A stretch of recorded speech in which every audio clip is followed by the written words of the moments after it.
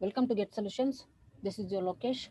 So in this session, we are going to discuss the concept that is regarding corporate restructuring ಅಂತ ಹೇಳ್ಬಿಟ್ಟು ಈ concept ನ discussion ಮಾಡೋಣ.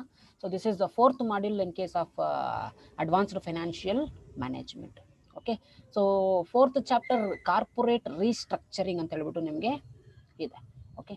So ಯಾಕೆ ಈ ಕಾರ್ಪೊರೇಟ್ ರೀಸ್ಟ್ರಕ್ಚರಿಂಗ್ ಅನ್ನೋ ಒಂದು ಕಾನ್ಸೆಪ್ಟ್ ನಿಮ್ಗೆ ಇಟ್ಟಿದ್ದಾರೆ ಅಂತ ಹೇಳಿದ್ರೆ, C in this chapter we are going to learn that is how the companies will be going to merge together and forming a new company, and how the one company will be going to acquire the another company, and what is the benefit of acquiring the another company, and what is the benefit in case of amalgamating the companies into form a new company. ಏನು benefits, ಏನು advantage, ಯಾಕೆ companies ಬಂದ್ಬಿಟ್ಟು amalgamate ಆಗುತ್ತೆ, ಯಾಕೆ companies ಬಂದ್ಬಿಟ್ಟು corporate restructure ಆಗುತ್ತೆ. So ಇಲ್ಲಿ ನಿಮಗೆ ರೀಸ್ಟ್ರಕ್ಚರಿಂಗ್ ಅಂತ ಹೇಳಿದ ತಕ್ಷಣ ನಿಮಗೆ ಒಂದು ಒಂದು ಐಡಿಯಾ ಬರುತ್ತೆ. ಏನು ರೀಸ್ಟ್ರಕ್ಚರಿಂಗ್ ಅಂತ ಹೇಳಿದ್ರೆ, ಸಿ ಆಲ್ರೆಡಿ ಎಕ್ಸಿಸ್ಟಿಂಗ್ ಅಲ್ಲಿರೋ ಒಂದು ಥಿಂಗ್ಸ್ನ ನಾವು ಮಾಡಿಫೈ ಮಾಡೋದು ಅಥವಾ ಚೇಂಜ್ ಏನಾದರೂ ಮಾಡೋಂಗಿದ್ರೆ ಅದನ್ನ ನಾವು ರೀಸ್ಟ್ರಕ್ಚರಿಂಗ್ ಅಂತ ಹೇಳ್ಬಿಟ್ಟು ನಾವು ಕರಿತೀವಿ. ಓಕೆ. ಫಾರ್ ಎಕ್ಸಾಂಪಲ್, ಈಗ ಕಂಪನಿನಲ್ಲಿ 2:1 ರೇಷಿಯೋನಲ್ಲಿ ಡೆಪ್ಟ್ ಮತ್ತೆ ಈಕ್ವಿಟಿ ಪೋರ್ಷನ್ ಅಲ್ಲಿ ಯೂಸ್ ಮಾಡ್ತಾ ಇರ್ತಾರೆ. That is nothing but capital structure, right? So ಈ ಪೋರ್ಷನ್ ಅಲ್ಲಿ ಯೂಸ್ ಮಾಡ್ತಾ ಇದ್ದಾರೆ. ಸೊ ಈಗ ನನಗೆ 1:1 ಅಲ್ಲಿ ಏನಾದರೂ ಯೂಸ್ ಮಾಡಬೇಕು ಅಂತ ಹೇಳ್ಬಿಟ್ಟು ಅನ್ಕೊಳ್ತೀನಿ. ಡೆಪ್ಟ್ portion 1, equity portion 1 in its capital structure of a firm. So ಅದನ್ನ ಯೂಸ್ ಮಾಡ್ಬೇಕಂತ ಹೇಳಿದ್ರೆ ಈ ಎಕ್ಸಿಸ್ಟಿಂಗ್ ಕ್ಯಾಪಿಟಲ್ ಸ್ಟ್ರಕ್ಚರ್ 2:1 ಏನ್ ಯೂಸ್ ಮಾಡ್ತಾ ಇದ್ದೀನಿ ಅದನ್ನ ಮಾಡಿಫೈ ಮಾಡ್ತಾ ಇದ್ದೀನಿ. So modify in the sense I am restructuring the existing capital structure. Okay. For example, ಈಗ ನನ್ನ ಬಿಸ್ನೆಸ್ ಆರ್ಗನೈಸೇಷನ್ ಅಲ್ಲಿ ಏನೋ ಒಂದು ಆಪರೇಷನ್ಸ್, ಫಾರ್ ಎಕ್ಸಾಂಪಲ್ ಯಾವುದೋ ಒಂದು ಆಪರೇಟಿಂಗ್ ಆಕ್ಟಿವಿಟಿನ ನಾನು ಚೇಂಜ್ ಮಾಡಬೇಕು, ಮಾಡರ್ನೈಸ್ ಮಾಡಬೇಕು ಅಂತ ಹೇಳ್ಬಿಟ್ಟು ಅನ್ಕೊಂಡಿದ್ದೀನಿ. ಓಕೆ. ಸೊ ಅದಕ್ಕೆ ಸ್ಪೆಷಲ್ ಆಗಿ ನಾನು ಇನ್ವೆಸ್ಟ್ಮೆಂಟ್ ಮಾಡ್ತಾ ಇದ್ದೀನಿ. ಸೊ ಸ್ಪೆಷಲ್ ಆಗಿ ಇನ್ವೆಸ್ಟ್ಮೆಂಟ್ ಮಾಡಿ ಬೇರೆ ಒಂದು ಕಡೆಯಿಂದ ಅಸೆಟ್ಸ್ ಟೆಕ್ನಾಲಜೀಸ್ನ ನಾನು ಇಂಪೋರ್ಟ್ ಮಾಡ್ಕೊಳ್ತಾ ಇದ್ದೀನಿ. See I am restructuring the existing operation. So ಯಾಕೆ ಇದು ಕಾರ್ಪೊರೇಟ್ ರೀಸ್ಟ್ರಕ್ಚರಿಂಗ್ ಅನ್ನೋ ಕಾನ್ಸೆಪ್ಟ್ ನಮಗೆ ಇಂಪಾರ್ಟೆಂಟ್ ಅಂತ ಹೇಳೋದು ಅನ್ಸಿದ್ರೆ, ಸಿ ಈ ಕಾರ್ಪೊರೇಟ್ ರೀಸ್ಟ್ರಕ್ಚರಿಂಗ್ ಮಾಡೋದ್ರಿಂದ ಕಂಪನೀಸ್ ಬಂದ್ಬಿಟ್ಟು ಡೆವಲಪ್ಮೆಂಟ್ ಆಗ್ಬೋದು. ಸೊ ಪ್ರಾಫಿಟ್ನ ಅಚೀವ್ಮೆಂಟ್ ಮಾಡೋದ್ರಲ್ಲಿ ಅಥವಾ ಅಡ್ವಾನ್ಸ್ ಟೆಕ್ನಾಲಜೀಸ್ನ ಅಡಾಪ್ಟ್ ಮಾಡ್ಕೊಳ್ಳೋದ್ರಲ್ಲಿ ಈ ಕಾರ್ಪೊರೇಟ್ ರೀಸ್ಟ್ರಕ್ಚರಿಂಗ್ ನಮಗೆ ಹೆಲ್ಪ್ ಆಗುತ್ತೆ. Okay. So takeovers, acquisitions, mergers, acquisitions, so spin off, split off, diversification, joint venture, ಈ ಕಾನ್ಸೆಪ್ಟ್ಸ್ ಎಲ್ಲ ನಮಗೆ ತುಂಬ ಹೆಲ್ಪ್ ಮಾಡುತ್ತೆ. Modernisation of the business organization ಅಥವಾ ಮಾಡರ್ನೈಸ್ ಮಾಡ್ಕೊಳ್ಳೋದಕ್ಕೆ, ಅಡ್ವಾನ್ಸ್ ಟೆಕ್ನಾಲಜೀಸ್ನ ಅಡಾಪ್ಷನ್ ಮಾಡ್ಕೊಳ್ಳೋದಕ್ಕೆ, company corporate that is capital ಸ್ಟ್ರಕ್ಚರಲ್ಲಿ ಚೇಂಜಸ್ ಮಾಡ್ಕೊಳ್ಳೋದಕ್ಕೆ. ಯಾಕಂತ ಹೇಳಿದ್ರೆ ರಿಟರ್ನ್ ಆನ್ ಇನ್ವೆಸ್ಟ್ಮೆಂಟ್ ಜಾಸ್ತಿ ಮಾಡ್ಕೋಬೇಕು. Each and every business organization must and should the major objective is to increase the earning per share, right?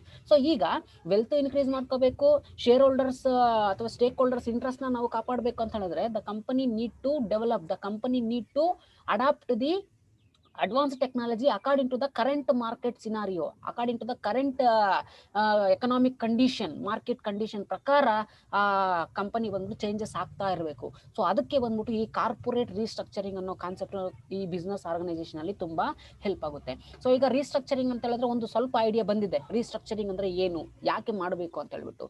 See what is corporate restructuring? So companies ನಲ್ಲಿ major ಆಗಿ ಅಂದ್ರೆ agendas base ಮೇಲೆ ಅಥವಾ meetings, general meetings, annual general meetings, CEO, board of directors, so supervisors complete ಆಗಿ ಎಲ್ಲ discussion ಮಾಡಿ in case ಏನಾದರೂ agendas ಏನಾದರೂ ಇದೆ ಚೇಂಜ್ ಮಾಡಬೇಕು ಅಂತ ಹೇಳ್ಬಿಟ್ಟು, so they will be going to change. ಎಲ್ಲ ಮರ್ಜ್ ಮಾಡ್ಕೋಬೇಕಾ, ನಮ್ಮ ಕಂಪನಿ ಬೇರೊಂದು ಕಂಪನಿ ಅಥವಾ ಬೇರೊಂದು ಕಂಪನಿನ ನಾವು ಮರ್ಜ್ ಮಾಡ್ಕೋಬೇಕಾ, ಅಥವಾ ಯಾವ ಥರ ಟೆಕ್ನಾಲಜೀಸ್ನ ಡೆವಲಪ್ಮೆಂಟ್ ಮಾಡಬೇಕು, ಯಾವ ಥರ ಕ್ಯಾಪಿಟಲ್ ಸ್ಟ್ರಕ್ಚರ್, ಎಕ್ಸಿಸ್ಟಿಂಗ್ ಕ್ಯಾಪಿಟಲ್ ಸ್ಟ್ರಕ್ಚರೇ ಇರಲಿಲ್ಲ ಅಥವಾ ಎಕ್ಸಿಸ್ಟಿಂಗ್ ಕ್ಯಾಪಿಟಲ್ ಸ್ಟ್ರಕ್ಚರ್ನಲ್ಲಿ ಏನಾದರೂ ಚೇಂಜಸ್ ಮಾಡಬೇಕಾ ಇನ್ನೂ ಪ್ರಾಫಿಟ್ನ ಜಾಸ್ತಿ ಮಾಡ್ಕೊಳ್ಳೋದಕ್ಕೆ. ಓಕೆ. ಮತ್ತೆ ಲಿವರೇಜ್ ಬೈಔಟ್ಸ್ ಮಾಡ್ಕೋಬೇಕಾ, ಸೊ ಲಿವರೇಜಸ್ ಗೇನ್ ಮಾಡ್ಕೋಬೇಕಾ, ಯಾವ ಥರ ಗೇನ್ ಮಾಡ್ಕೋಬೇಕು ಇನ್ ಕೇಸ್ ಅದು ಜಾಸ್ತಿ ಮಾಡ್ಬೇಕಂದ್ರೆ ವೆಲ್ತ್ನ ಇನ್ಕ್ರೀಸ್ ಮಾಡ್ಕೋಬೇಕಾ. ಸೊ ಇದ್ರ ಬೇಸ್ ಮೇಲೆಲ್ಲ ನಮಗೆ ಕಾರ್ಪೊರೇಟ್ ರೀಸ್ಟ್ರಕ್ಚರಿಂಗ್ ಅನ್ನೋ ಕಾನ್ಸೆಪ್ಟು ಎಂಟರ್ ಆಗುತ್ತೆ ಕಂಪನಿನಲ್ಲಿ. Okay. So then what is corporate restructuring ಅಂತ ಹೇಳಿದ್ರೆ, see a corporate restructuring is nothing but in simple. So in 2 ಮಾರ್ಕ್ಸ್ಗೆ ಕೇಳೋ ಚಾನ್ಸಸ್ ಇರುತ್ತೆ. ವಾಟ್ ಈಸ್ ಕಾರ್ಪೊರೇಟ್ ರೀಸ್ಟ್ರಕ್ಚರಿಂಗ್ ಅಂತ ಹೇಳಿದ್ರೆ, see any change in the company's capital structure, operations or ownership. So ಕಂಪನಿನಲ್ಲಿ capital structure ಅಲ್ಲಾದ್ರೂ ಏನಾದರೂ ಚೇಂಜಸ್ ಮಾಡ್ಕೋಬೇಕು ಅಂತ ಏನಾದರೂ ಇದ್ರೆ, ದಟ್ ಈಸ್ ಹೇಳಿದ್ದೀನಿ ಡೆಪ್ಟ್ ಪೋರ್ಷನ್ ಮತ್ತು ಈಕ್ವಿಟಿ ಪೋರ್ಷನ್ ಅಲ್ಲಿ ಏನಾದರೂ ಚೇಂಜಸ್ ಮಾಡ್ಕೋಬೇಕಂತ ಹೇಳಿದ್ರೆ, so company need to restructure the existing capital structure. So similarly operations ಅಲ್ಲಿ ಏನಾದರೂ ಚೇಂಜಸ್ ಅಥವಾ ಮಾಡಿಫಿಕೇಶನ್ಸ್ ಮಾಡ್ಕೋಬೇಕಂತ ಹೇಳಿದ್ರೆ the company need to change the operational activities of the business organization. So similarly in case of ownership also, see, that is outside, it is an ordinary course of business organization. So definite ಆಗಿ corporate restructuring ಅನ್ನೋ concept ಬಂದ್ಬಿಟ್ಟು ಕಂಪನಿಗೆ benefit ಆಗೇ ಆಗುತ್ತೆ. Okay, so I will tell you what are the advantages of this corporate restructuring in next slides. But you have to keep it in mind, corporate restructuring is nothing but it is a change in the company's capital structure ಅಲ್ಲಾದ್ರೂ ಆಗಲಿ, operational activities ಆದ್ರಲ್ಲೂ ಆಗಲಿ, ಅಥವಾ ಓನರ್ಶಿಪ್ಸ್ ಅಲ್ಲೇ ಆದ್ರೂ ಆಗಲಿ. So at finally the company need to modify to the flexible scenarios. Okay, so that is called as corporate restructuring. So ಇಲ್ಲಿ restructure ಆಗ್ತಿದೆ, ಏನು ಎಕ್ಸಿಸ್ಟಿಂಗ್ ಕ್ಯಾಪಿಟಲ್ ಸ್ಟ್ರಕ್ಚರ್ ಇದೆ, ಏನು ಆಪರೇಷನ್ಸ್ ಇದೆ, ಏನು ಓನರ್ಶಿಪ್ ಇದೆ, ಕಂಪನಿ ಏನಾದರೂ ಡಿಸೈಡ್ ಏನಾದರೂ ಮಾಡಿದ್ರೆ according to agenda it will be going to restructure to adapt the latest technologies and according to the market situations and current market conditions ಅಂತ ಹೇಳ್ಬಿಟ್ಟು ನಾವು ಹೇಳಬಹುದು. ಓಕೆ, ಸೊ ಸಿಮಿಲರ್ಲಿ ಇಲ್ಲಿ ರೀಸ್ಟ್ರಕ್ಚರಿಂಗ್ಗೆ ಒಂದು ಸಿಂಪಲ್ ಎಕ್ಸಾಂಪಲ್ ನಾವು ನೋಡೋಣ, ಯಾವ ತರ ಈ ರೀಸ್ಟ್ರಕ್ಚರಿಂಗ್ ವರ್ಕೌಟ್ ಆಗುತ್ತೆ. ಇನ್ ಕೇಸ್ ಏನಾದ್ರು ಚೇಂಜಸ್ ಏನಾದ್ರು ಮಾಡ್ಕೋಬೇಕಂತ ಹೇಳಿದ್ರೆ ಈ ರೀಸ್ಟ್ರಕ್ಚರಿಂಗ್ ಅನ್ನೋ ಕಾನ್ಸೆಪ್ಟ್ ಬಂದ್ಬಿಟ್ಟು ಯಾವ ತರ ನಮಗೆ ಕ್ಲಾರಿಫೈ ಕೊಡುತ್ತೆ ಅಂತ ಹೇಳಿದ್ರೆ, just C the example. So ಯಾವುದೋ ಒಂದು ಕಂಪನಿ ಇರುತ್ತೆ ಅಂತ ಅನ್ಕೊಳ್ಳೋಣ, ದಟ್ ಈಸ್ ಕಂಪನಿ ABC ಅಂತ ಹೇಳ್ಬಿಟ್ಟು ಅನ್ಕೊಳ್ಳೋಣ. Okay, see, if the company need to change in its existing capital structure, so the company ಏನ್ ಥಿಂಕ್ ಮಾಡ್ತಾ ಇದೆ, ಕಂಪನಿ ಕ್ಯಾಪಿಟಲ್ ಸ್ಟ್ರಕ್ಚರ್ ಅಲ್ಲಿ ಏನೋ ಚೇಂಜ್ ಮಾಡಬೇಕು ಅಂತ ಹೇಳ್ಬಿಟ್ಟು ಅನ್ಕೊಂಡಿದೆ. ಏನ್ ಚೇಂಜ್ ಮಾಡ್ಬೇಕಂತೆ, that is reduce the equity portion and increase the ಡೆಪ್ಟ್ ಪೋರ್ಷನ್. ಸೊ ಡೆಪ್ಟ್ ಪೋರ್ಷನ್ ನ ಇನ್ಕ್ರೀಸ್ ಮಾಡ್ಬೇಕಂತೆ ಅಂಡ್ ಈಕ್ವಿಟಿ ಪೋರ್ಷನ್ ನ ಕಡಿಮೆ ಮಾಡ್ಬೇಕಂತೆ. ಯಾವುದೋ ಒಂದು ಥಿಯರಿನ ಫಾಲೋ ಮಾಡ್ತಿದೆ, because you know very well that is use of more and more debt will be leads to reduce the cost of capital and also increase the value of the firm ಅಂತ ಹೇಳ್ಬಿಟ್ಟು ಒಂದು theory ಹೇಳುತ್ತೆ. So according to that the company is also going to follow the same thing.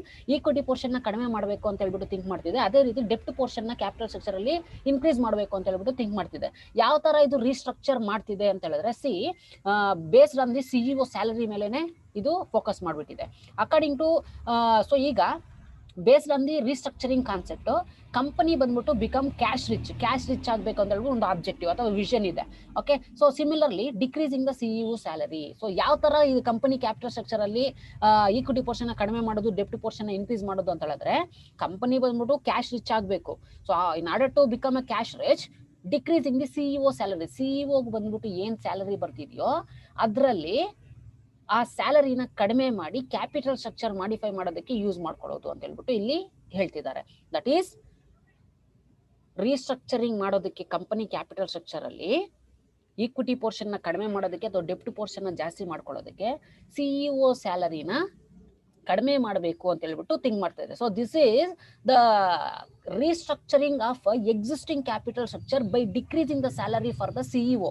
Okay, C ಇದು ಯಾವ್ದ್ರ base ಮೇಲೆ ಅಂತ ಹೇಳಿದ್ರೆ, board of directors decide for the capital restructuring. Capital structure restructure ಮಾಡಬೇಕು ಅಂತ ಹೇಳಿದ್ರೆ ಈ ಕಂಪನಿ CEOಗೆ ಏನ್ ಸ್ಯಾಲರಿ ಬರ್ತಾ ಇದೆಯೋ ಅದರಲ್ಲಿ ಸ್ಯಾಲರಿನ ಡಿಕ್ರೀಸ್ ಮಾಡ್ಕೋಬೇಕು, ಅದರಿಂದ ಈಕ್ವಿಟಿ ಪೋರ್ಷನ್ ನ ನಾವು ಕಡಿಮೆ ಮಾಡ್ಕೊಂಡು ಡೆಪ್ಟ್ ಪೋರ್ಷನ್ ನ ಜಾಸ್ತಿ ಮಾಡ್ಕೋಬಹುದು ಅಂತ ಹೇಳ್ಬಿಟ್ಟು ಒಂದು ಅಜೆಂಡಾ ಬೇಸ್ ಮೇಲೆ, ಒಂದು board of director meeting base ಮೇಲೆ ಅವರು ಡಿಸೈಡ್ ಮಾಡಿದ್ದಾರೆ CEO ಸ್ಯಾಲರಿನ ಕಡಿಮೆ ಮಾಡಬೇಕು. Ultimately the capital structure will be going to change when the salary of the CEO will be going to decrease, right? So ಈ ತರ ಕಾರ್ಪೊರೇಟ್ ರೀಸ್ಟ್ರಕ್ಚರಿಂಗ್ ಮಾಡಿಫಿಕೇಶನ್ಸ್ ಮಾಡೋದು, ಬೇರೊಂದು ಟೆಕ್ನಾಲಜೀಸ್ ನ ಅಡಾಪ್ಷನ್ ಮಾಡ್ಕೊಳ್ಳೋದು, ಅಥವಾ ಆಪರೇಷನಲ್ ಆಕ್ಟಿವಿಟೀಸ್ ನ ಚೇಂಜ್ ಮಾಡ್ಕೊಳ್ಳೋದು. ಓಕೆ, ಸೊ ಈ ತರ ಆಕ್ಟಿವಿಟೀಸ್ ನ ಚೇಂಜ್ ಮಾಡ್ಕೊಳ್ಳೋದ್ರಲ್ಲಿ ಈ ಕಾರ್ಪೊರೇಟ್ ರೀಸ್ಟ್ರಕ್ಚರಿಂಗ್ ಅನ್ನೋ ಕಾನ್ಸೆಪ್ಟ್ ನಮಗೆ ತುಂಬಾ ಹೆಲ್ಪ್ ಆಗುತ್ತೆ.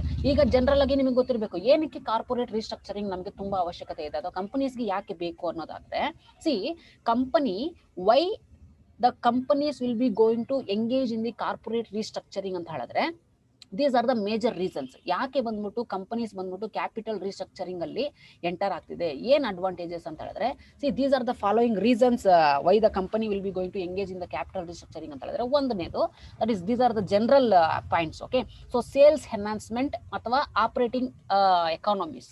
So according to the economic activities ಅಥವಾ economic situation, current market taste and preferences, the company will be going to need to change their operations, right? So operations ನ change ಮಾಡ್ಕೊಳ್ಳಿ ಅಂದ್ರೆ definitely it will be going to face a loss sequence, right? Or loss criteria.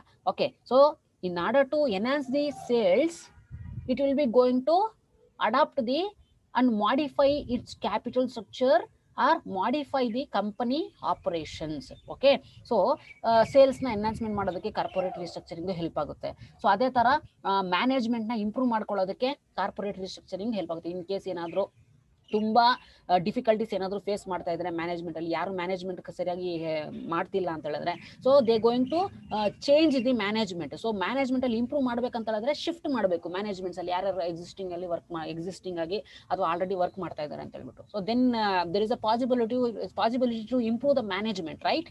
So similarly information effect. So effective ಆಗಿ information communication ಮಾಡೋದಕ್ಕೆ ಅಥವಾ effective ಆಗಿ information management ಮಾಡೋದಕ್ಕೆ ಈ corporate ರಿಸ್ಟ್ರಕ್ಚರಿಂಗ್ ತುಂಬಾ ಹೆಲ್ಪ್ ಆಗುತ್ತೆ. ಸೊ ಕೆಲವೊಂದು ಕಂಪನೀಸ್ ನಲ್ಲಿ, ಕೆಲವೊಂದು ಆರ್ಗನೈಸೇಷನ್ಸ್ ಅಲ್ಲಿ ಇನ್ಫಾರ್ಮೇಶನ್ಸ್ ಬಂದ್ಬಿಟ್ಟು ಸರಿಯಾಗಿ ಪಾಸ್ ಆಗೋದಿಲ್ಲ ಒಂದು ಡಿಪಾರ್ಟ್ಮೆಂಟ್ ಇಂದ ಇನ್ನೊಂದು ಡಿಪಾರ್ಟ್ಮೆಂಟ್ಗೆ. So in order to maintain that is a flow of information. So information effective ಆಗಿ ಮಾಡ್ಕೋಬೇಕಂದ್ರೆ ಈ ಕಾರ್ಪೊರೇಟ್ ರೀಸ್ಟ್ರಕ್ಚರಿಂಗ್ ಅಥವಾ ಮಾಡಿಫಿಕೇಶನ್ಸ್ ಬೇಕಾಗುತ್ತೆ ಮ್ಯಾನೇಜ್ಮೆಂಟ್ ಅಲ್ಲಿ.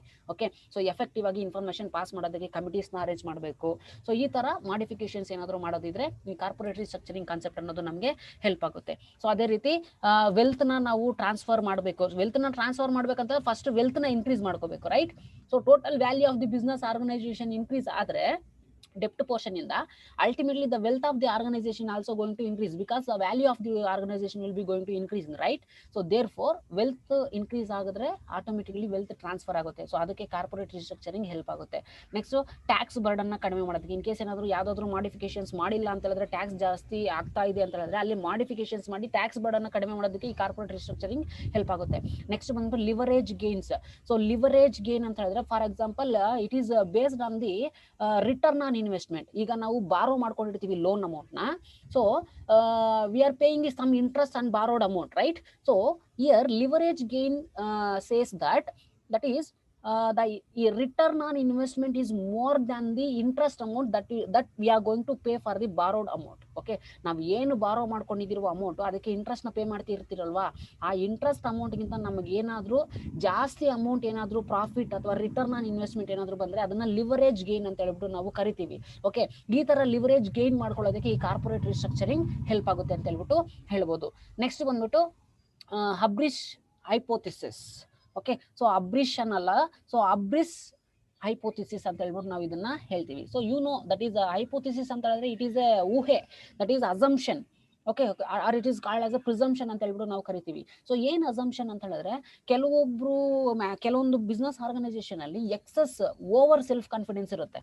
ಓಕೆ, ಅದು ಆ ಬಿಸ್ನೆಸ್ ಆರ್ಗನೈಸೇಷನ್ ಅಂತಲ್ಲ, ಪ್ರತಿಯೊಂದು ಡಿಪಾರ್ಟ್ಮೆಂಟ್ ಅಲ್ಲೂ, ಪ್ರತಿಯೊಂದು ಇನ್ಸ್ಟಿಟ್ಯೂಷನ್ ಅಲ್ಲೂ, ಫೈನಾನ್ಷಿಯಲ್ ಇನ್ಸ್ಟಿಟ್ಯೂಷನ್ ಆದ್ರೂ ಆಗ್ಲಿ, ಯಾವ್ದಾದ್ರು ಇನ್ಸ್ಟಿಟ್ಯೂಷನ್ ಅಲ್ಲಾದ್ರೂ ಎಲ್ಲಾ ಕಡೆನೂ ಓವರ್ ಕಾನ್ಫಿಡೆನ್ಸ್ ಇರೋರು ಇದ್ದೇ ಇರ್ತಾರೆ. ಓಕೆ, ಇನ್ ಕೇಸ್ ಏನಾದ್ರು ಮ್ಯಾನೇಜ್ಮೆಂಟ್ ಬಂದ್ಬಿಟ್ಟು over excess confidence, excess self confidence ಏನಾದ್ರು ಇದೆ, ಫಾರ್ ಎಕ್ಸಾಂಪಲ್ ಯಾವ ತರ ಕಾರ್ಪೊರೇಟ್ ರಿಸ್ಟ್ರಕ್ಚರಿಂಗ್ ಹೆಲ್ಪ್ ಆಗುತ್ತೆ ಅಂತ ಹೇಳಿದ್ರೆ, ಇನ್ ಕೇಸ್ ಏನಾದ್ರು ನಾನು ಕ್ಯಾಪಿಟಲ್ ಸ್ಟ್ರಕ್ಚರ್ ಅಲ್ಲಿ ಮಾಡಿಫಿಕೇಶನ್ ಏನಾದ್ರು ಮಾಡಿದ್ರೆ ವಿತಿನ್ 2 years ಅಲ್ಲಿ ನಾನು ಪಕ್ಕಾ ಬಂದ್ಬಿಟ್ಟು ಟೋಟಲ್ ಆಗಿ ಪ್ರಾಫಿಟ್ ಮಾಡೇ ಮಾಡ್ತೀನಿ ಅಂತ ಹೇಳ್ಬಿಟ್ಟು ಓವರ್ ಕಾನ್ಫಿಡೆನ್ಸ್ ಇರುತ್ತೆ. ಆ ಕಾರಣಕ್ಕಾಗಿ ಕಾರ್ಪೊರೇಟ್ ರಿಸ್ಟ್ರಕ್ಚರಿಂಗ್ ಮಾಡಬೇಕಾಗುತ್ತೆ. So that situation, that attitude will be called as hubris hypothesis.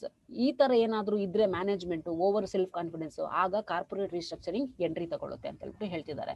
And finally management personal agenda. So in case ಏನಾದ್ರು 3 years ಒನ್ಸ್, 4 years ಒನ್ಸ್, ಅಥವಾ 6 years ಒನ್ಸ್, 10 years ಒನ್ಸ್, ಈ ತರ ಏನಾದ್ರು management agenda ಏನಾದ್ರು ಇದೆ, ಇಷ್ಟು ವರ್ಷಕ್ಕೊಂದ್ಸರಿ ನಾನು ಕ್ಯಾಪಿಟಲ್ ಅಥವಾ ಕಾರ್ಪೊರೇಟ್ ರಿಸ್ಟ್ರಕ್ಚರಿಂಗ್ ಮಾಡ್ಬೇಕಂತ ಏನಾದ್ರು ಈ ಅಜೆಂಡಾ ಏನಾದ್ರು ಇದ್ರೆ, so based on that the company will be going to restructuring the existing corporate operations. So ಈ ಪರ್ಪಸಸ್ಗೋಸ್ಕರ most of the business organization corporate restructuring ಅನ್ನೋ ಕಾನ್ಸೆಪ್ಟ್ ನ ತಗೊಳುತ್ತೆ, ಅಥವಾ ಕಾರ್ಪೊರೇಟ್ ರಿಸ್ಟ್ರಕ್ಚರಿಂಗ್ ಕಾನ್ಸೆಪ್ಟ್ ಅಲ್ಲಿ ಎಂಟರ್ ಆಗುತ್ತೆ.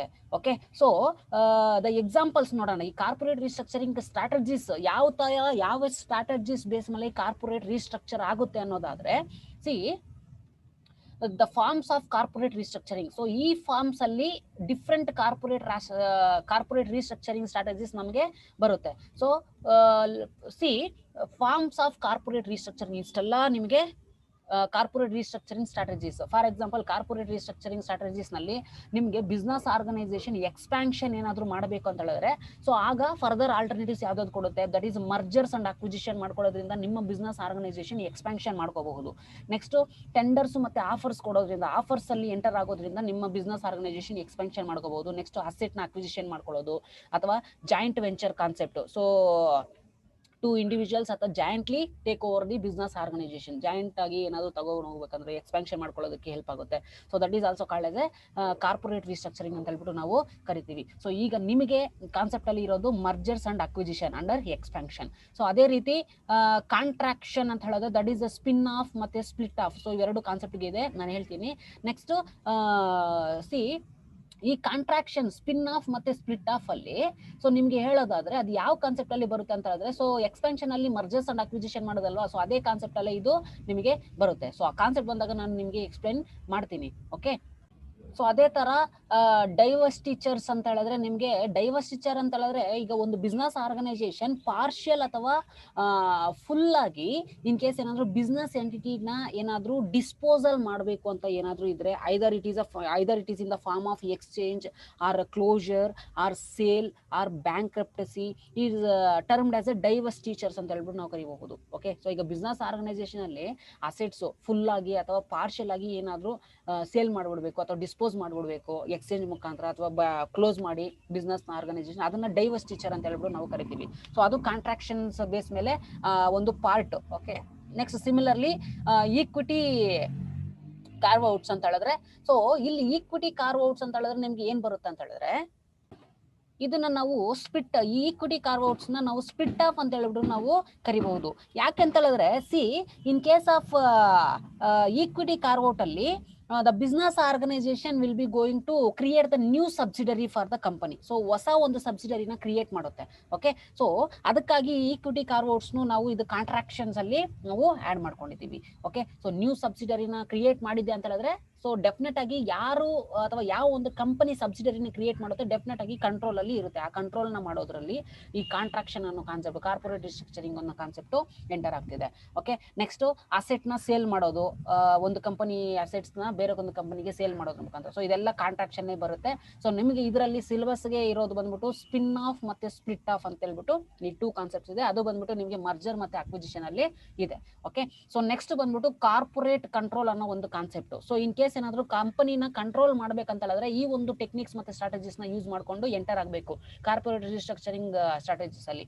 ಓಕೆ, ಫಾರ್ಮ್ಸ್ ಅಲ್ಲಿ ಸೊ ಒಂದು take over defence. So take over assets ಮತ್ತೆ ಲಯಬಿಲಿಟೀಸ್ ಏನಿದೆ ಅದನ್ನ ಅಸೆಟ್ಸ್ ನ ತಗೊಂಡು ಹೋಗೋದು, ಲಯಬಿಲಿಟೀಸ್ ನ ಪೇಮೆಂಟ್ ಮಾಡೋದು. ಈಗ ಒಂದು ಕಂಪನಿಯಲ್ಲಿ ಅಸೆಟ್ಸ್ ಇದೆ ಅಂತ ಹೇಳಿದ್ರೆ so based on purchase consideration we are going to acquire the assets of the another company. So take over ಮುಖಾಂತರ ನಾವು ಎಂಟರ್ ಆಗಬಹುದು. ನೆಕ್ಸ್ಟ್ ಶೇರ್ಸ್ ನ ರೀಪರ್ಚೇಸ್ ಮಾಡೋದಾಗ್ಲಿ ಅಥವಾ ಎಕ್ಸ್ಚೇಂಜ್ ಆಫರ್ಸ್ ಬುಕ್ ಮುಖಾಂತರ. Next proxy contest. So contest ಮಾಡೋದ್ರ ಮುಖಾಂತರ proxy contest base ಮೇಲೆ, ಸೊ ಟೆಂಡರ್ಸ್ ಬೇಸ್ ಮೇಲೆ, ಸೊ ಈ ತರ ಕಂಟೆಸ್ಟ್ ಮಾಡೋದ್ರ ಮುಖಾಂತರ ಅದನ್ನ ಟೇಕ್ ಓವರ್ ಮಾಡೋದು ಅಸೆಟ್ಸ್ ನ. ಫಾರ್ ಎಕ್ಸಾಂಪಲ್ ಕಂಟೆಸ್ಟ್ ಮಾಡಿ ಇನ್ ಕೇಸ್ ಟೆಂಡರ್ ಬೇಸ್ ಮೇಲೆ ಬರುತ್ತೆ. ಸೊ ಪ್ರಾಕ್ಸಿ ಕಂಟೆಸ್ಟ್ ಅಂತ ಹೇಳಿದ್ರೆ ಸೊ ಇಯರ್ ಈ ಪ್ರಾಕ್ಸಿ ಕಂಟೆಸ್ಟ್ ಬೇಸ್ ಮೇಲೆನೂ ನಾವು ಕಾರ್ಪೊರೇಟ್ ನ ಕಂಟ್ರೋಲ್ ಮಾಡಬಹುದು. ಅದು ಹೇಗೆ ಅಂತ ಹೇಳಿದ್ರೆ ಯಾವ ತರ ಅಂತ ಹೇಳಿದ್ರೆ that is group of shareholders ಬಂದ್ಬಿಟ್ಟು ವೋಟಿಂಗ್ ಬೇಸ್ ಮೇಲೆ ಒಂದು ಬಿಸ್ನೆಸ್ ಆರ್ಗನೈಸೇಷನ್ಗೆ ವೋಟ್ ಮಾಡೋದು. Okay, so majority will be going to considered as a contested parties. So ಅವ್ರಿಗೆ ಕಂಟ್ರೋಲ್ ಅಲ್ಲಿ ಸಿಗುತ್ತೆ. ಓಕೆ, ಸೊ ಅದು ಪ್ರಾಕ್ಸಿ ಕಂಟೆಸ್ಟ್ ಅಂತ ಹೇಳ್ಬಿಟ್ಟು ನಾವು ಕರಿಬಹುದು. ಸೊ ಅದು ಕಾರ್ಪೊರೇಟ್ ಕಂಟ್ರೋಲ್ ಮಾಡೋ ಒಂದು ಟೆಕ್ನಿಕ್ ಅಲ್ಲಿ ಎಂಟರ್ ಆಗಬಹುದು. So similarly in case of corporate restructuring form ಅಲ್ಲಿ ಚೇಂಜಸ್ ಇನ್ ಓನರ್ಶಿಪ್ ಸ್ಟ್ರಕ್ಚರ್ ಅಲ್ಲಿ ಏನಾದ್ರು ಚೇಂಜಸ್ ಮಾಡ್ಕೋಬೇಕಂತ ಹೇಳಿದ್ರೆ ಸೊ ಈ ಕಾರ್ಪೊರೇಟ್ ಕಂಟ್ರೋಲ್ ಅಲ್ಲಿ ನಿಮ್ಗೆ ಟೇಕ್ ಓವರ್ ಅನ್ನೋ ಕಾನ್ಸೆಪ್ಟ್ ಇದೆ. ಓಕೆ, ಸೊ ಅದು ಮರ್ಜರ್ಸ್ ಅಂಡ್ ಅಕ್ವಿಸಿಷನ್ ಅಲ್ಲಿ ನಿಮ್ಗೆ ಕಾನ್ಸೆಪ್ಟ್ ಎಂಟರ್ ಮಾಡ್ಕೊಡ್ತೀನಿ ಅಥವಾ ಎಕ್ಸ್ಪ್ಲೇನ್ ಮಾಡಿ ಕೊಡ್ತೀನಿ. ಸೊ ಎಂಟರ್ ಅಂತ ಹೇಳಿದ್ರೆ ಇಲ್ಲಿ ಈ ಟೇಕ್ ಓವರ್ ಅನ್ನೋ ಕಾನ್ಸೆಪ್ಟ್ ಅದರಲ್ಲೇ ಎಂಟರ್ ಆಗುತ್ತೆ ಮರ್ಜರ್ಸ್ ಅಂಡ್ ಅಕ್ವಿಸಿಷನ್ ಅಲ್ಲಿ. Okay, so change in ownership structure. In case ಏನಾದ್ರು ಓನರ್ಶಿಪ್ ಸ್ಟ್ರಕ್ಚರ್ ಅಲ್ಲಿ ಏನಾದ್ರು ಚೇಂಜ್ ಮಾಡ್ಬೇಕಂತ ಹೇಳಿದ್ರೆ ಸೊ ಲಿವರೇಜ್ ಬೈಔಟ್ಸ್. ಸೊ ಇದು ಕಾನ್ಸೆಪ್ಟ್ ಇದೆ, ನಾನು ಎಕ್ಸ್ಪ್ಲೇನ್ ಮಾಡ್ತೀನಿ. ಸೊ ಲಿವರೇಜ್ ಬೈಔಟ್ಸ್ ಮುಖಾಂತರ ಓನರ್ಶಿಪ್ ಅಲ್ಲಿ ಚೇಂಜಸ್ ಮಾಡ್ಕೋಬಹುದು. ಸೊ ಅದೇ ತರ ಜಂಕ್ ಬಾಂಡ್ಸ್ ಅಂತ ಹೇಳ್ಬಿಟ್ಟು ಒಂದು ಕಾನ್ಸೆಪ್ಟ್ ಇದೆ ನಿಮಗೆ. ಸೊ ಬಟ್ ಸಿಲೆಬಸ್ ಇರೋದು ಲಿವರೇಜ್ ಬೈಔಟ್ಸ್ ಮಾತ್ರ. ಇಲ್ಲಿ ಗೋಯಿಂಗ್ ಪ್ರೈವೇಟ್ ಅಂತ ಹೇಳಿದ್ರೆ that is a converting of public into private ಅಂತ ಹೇಳ್ಬಿಟ್ಟು. ಸೊ ಜಂಕ್ ಬಾಂಡ್ಸ್ ಅಂತ ಹೇಳಿದ್ರೆ ಮತ್ತೆ ಇದು ಒಂದು ನ್ಯೂ ಕಾನ್ಸೆಪ್ಟ್ ಇದೆ ನಿಮ್ಗೆ. ಜಂಕ್ ಬಾಂಡ್ ಮತ್ತೆ ESOPS ಅಂಡ್ MLPS ಅಂತ ಹೇಳ್ಬಿಟ್ಟು. ಓಕೆ, ಸೊ ಏನಿದು ಜಂಕ್ ಬಾಂಡ್ಸ್ ಮತ್ತೆ ESOPS ಅಂಡ್ MLPS ಅಂತ ಹೇಳಿದ್ರೆ, ಸಿ ಈ ಜಂಕ್ ಬಾಂಡ್ಸ್ ಏನ್ ಹೇಳುತ್ತೆ ಅಂತ ಹೇಳಿದ್ರೆ, that is highly risk edged securities. So securities ನ ಪರ್ಚೇಸ್ ಮಾಡ್ಕೊಳ್ಳೋದ್ರೆ ತುಂಬಾ ರಿಸ್ಕ್ ನ ಫೇಸ್ ಮಾಡಬೇಕಾಗುತ್ತೆ. ಸೊ ಅದ್ರ ಬೇಸ್ ಮೇಲೆ ನಾವು ರಿಸ್ಕ್ ನ ಅಕ್ಸೆಪ್ಟ್ ಮಾಡಿ ಈ ಜಂಕ್ ಬಾಂಡ್ಸ್ ಅಲ್ಲಿ ನಾವು ಎಂಟರ್ ಆಗೋದ್ರಿಂದ ನಾವು ಓನರ್ಶಿಪ್ ಸ್ಟ್ರಕ್ಚರ್ ನ ನಾವು ಚೇಂಜಸ್ ಮಾಡ್ಕೊಳ್ಳೋದಕ್ಕೆ ಒಂದು ಚಾನ್ಸಸ್ ಸಿಗುತ್ತೆ ಅಂತ ಹೇಳ್ಬಿಟ್ಟು ಇಲ್ಲಿ ಹೇಳ್ತಾ ಇದ್ದಾರೆ. Okay, see highly risk edged security typically it is issued by the company seeking to raise the capital quickly in order to finance a take over ಅಂತ ಹೇಳ್ಬಿಟ್ಟು. ಸೊ ಅಂತ ಹೇಳಿದ್ರೆ, ಸೊ ಜಂಕ್ ಬಾಂಡ್ಸ್ ಅಂತ ಹೇಳಿದ್ರೆ ಹೈಲಿ ರಿಸ್ಕ್ ಎಡ್ಜೆಡ್ ಸೆಕ್ಯೂರಿಟೀಸ್ ನಲ್ಲಿ ನಾವೇನಾದ್ರೂ invest ಮಾಡಿದ್ರೆ ownership ತಗೊಳ್ಳೋದಕ್ಕೆ ಗ್ರೇಟರ್ ಆಗಿ ನಮಗೆ ಚಾನ್ಸಸ್ ಸಿಗುತ್ತೆ. So therefore it is there is a possibility of changing in the ownership structure ಅಂತ ಹೇಳ್ಬಿಟ್ಟು ನಾವಿಲ್ಲಿ ಹೇಳಬಹುದು.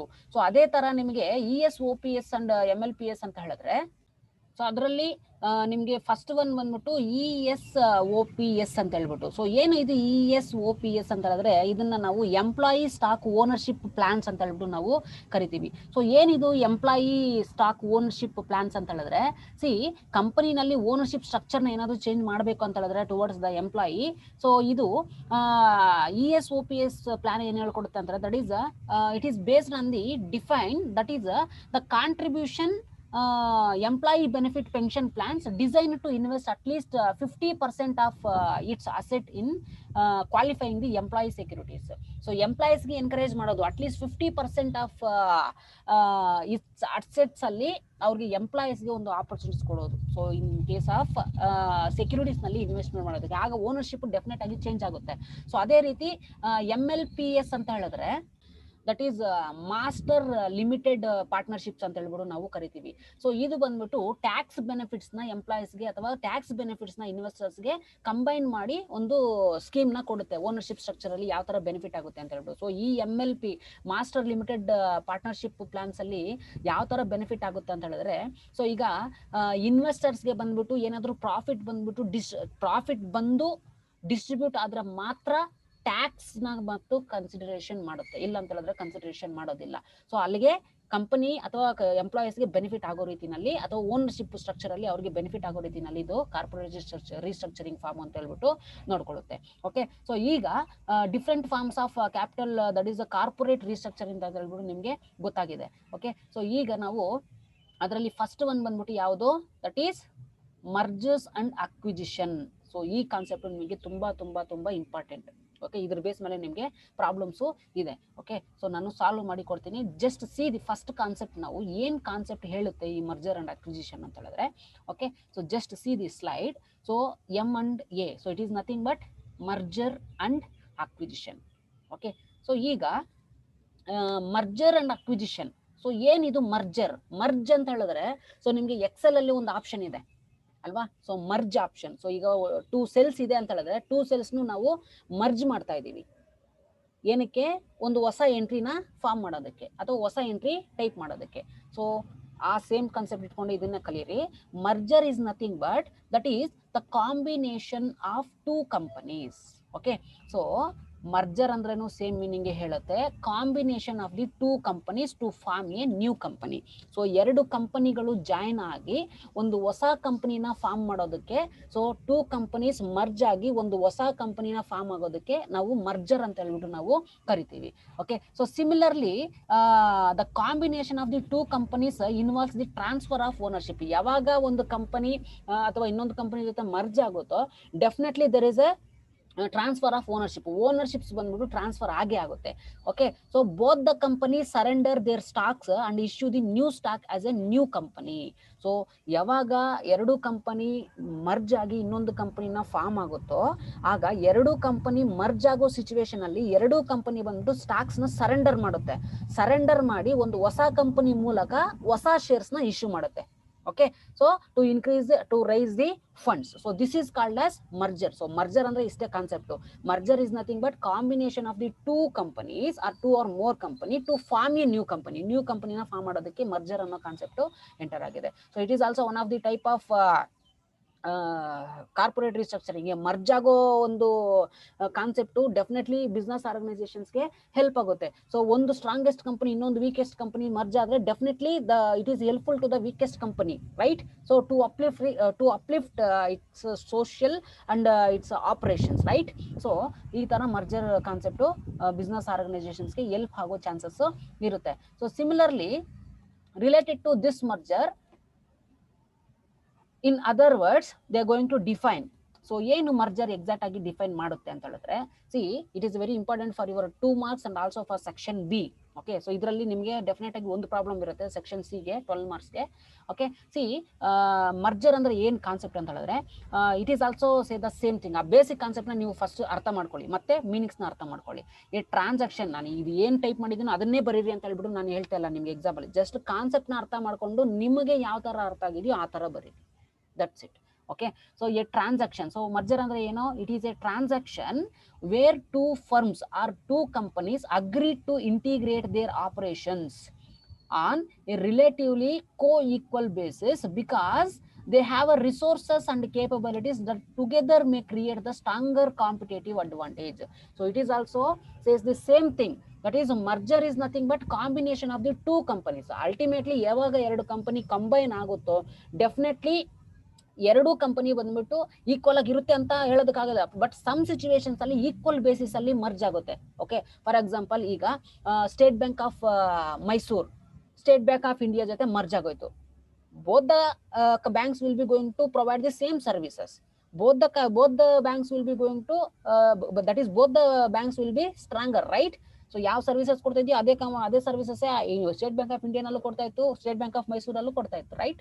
ಸೊ ಈಗ ಎರಡು ಬ್ಯಾಂಕ್ಸ್ ಬಂದ್ಬಿಟ್ಟು ಮರ್ಜ್ ಆಗಿ ಸ್ಟೇಟ್ ಬ್ಯಾಂಕ್ ಆಫ್ ಇಂಡಿಯಾ ಅಂತ ಹೇಳ್ಬಿಟ್ಟು ಇಟ್ರು ಅಲ್ವಾ? ಸೊ ಸಿಮಿಲರ್ಲಿ ಕೆಲವೊಂದು ಸಿಚುವೇಶನ್ಸ್ ಅಲ್ಲಿ ಈಕ್ವಲ್ ಬೇಸಿಸ್ ಅಲ್ಲಿ ಕಂಪನೀಸ್ ಬಂದ್ಬಿಟ್ಟು ಮರ್ಜ್ ಆಗಬಹುದು, ಕೆಲವೊಂದು ಸಿಚುವೇಶನ್ಸ್ ಅಲ್ಲಿ ಈಕ್ವಲ್ ಬೇಸಿಸ್ ಅಲ್ಲಿ ಅದು ಮರ್ಜ್ ಆಗೋದಿಲ್ಲ. ಒಂದು ಸ್ಟ್ರಾಂಗರ್ ಕಂಪನಿ ಇರುತ್ತೆ, ಇನ್ನೊಂದು ವೀಕರ್ ಕಂಪನಿ ಇರುತ್ತೆ. ಓಕೆ, ಸೊ ವೀಕರ್ ಕಂಪನಿನೂ ಸ್ಟ್ರಾಂಗರ್ ಮಾಡ್ಬೇಕಂದ್ರೆ ಈ ಮರ್ಜರ್ ಕಾನ್ಸೆಪ್ಟ್ ಹೆಲ್ಪ್ ಆಗುತ್ತೆ. ಸೊ ಇಲ್ಲಿ the transaction between the two firms agree to integrate their operations.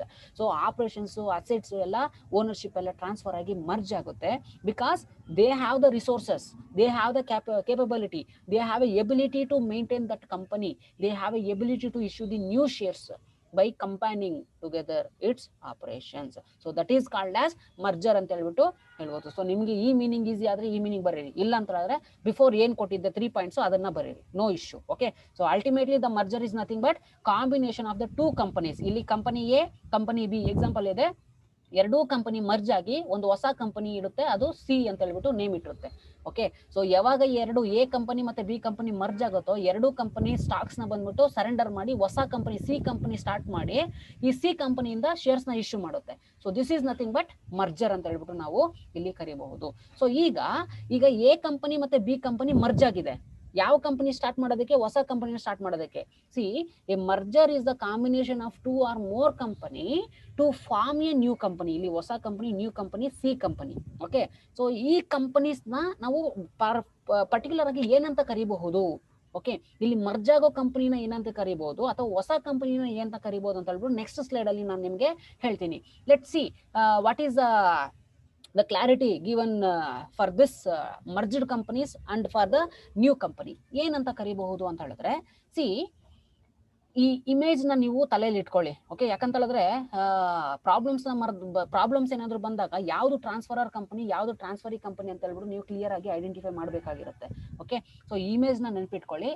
So ಕೀನ ಕೊಡ್ತಾ ಇದಾರಲ್ವಾ, ಸೊ ಒಂದ್ hand gives the key, so ಇನ್ನೊಂದು ಹ್ಯಾಂಡ್ ಬಂದ್ಬಿಟ್ಟು ಕೀನ ರಿಸೀವ್ ಮಾಡ್ತಾ ಇದೆ.